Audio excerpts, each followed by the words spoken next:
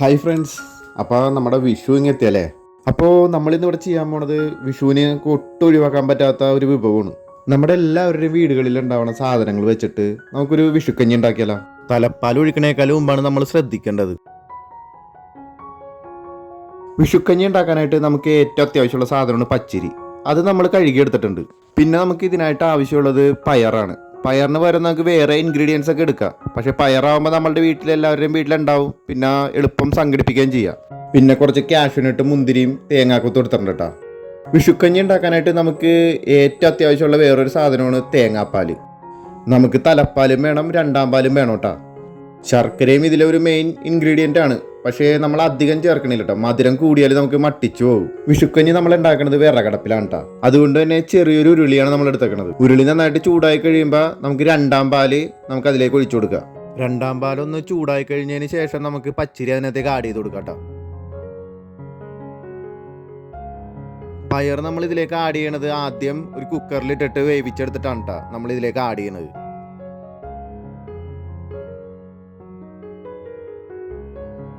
പച്ചരി നന്നായിട്ട് വെന്തതിന് ശേഷം മാത്രമേ നമുക്ക് പയർ ഇട്ട് കൊടുക്കാൻ പാടുള്ളൂ കേട്ടോ. എന്നാലേ രണ്ടിൻ്റെയും വേവ് കറക്റ്റ് ആവുള്ളൂ. വിഷുക്കഞ്ഞി ഉണ്ടാക്കുമ്പോൾ നമ്മൾ ചെയ്യേണ്ട ഏറ്റവും വലിയൊരു കാര്യമാണ് അത് ഇളക്കിക്കൊണ്ടിരിക്കൽ, അല്ലെങ്കിൽ അടിക്ക് പിടിച്ചു പോകും.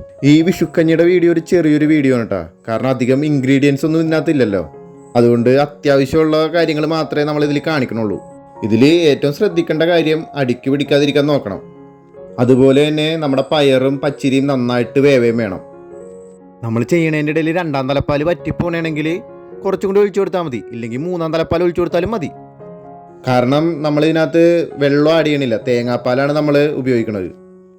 ഇനി നമുക്ക് ഇതിനകത്തേക്ക് ശർക്കര ആഡ് ചെയ്ത് കൊടുക്കുക. നമ്മൾ വിഷുക്കഞ്ഞി കുറച്ചുണ്ടാക്കണോണ്ടാണ് കേട്ടോ കുറച്ച് വലിയ കഷ്ണങ്ങളായിട്ട് ശർക്കര ഇടുന്നത്. കുറച്ച് അധികം ഉണ്ടാക്കണമെങ്കിൽ നന്നായിട്ട് പൊടിച്ചിട്ട് ഇടുന്നതാണ് നല്ലത്.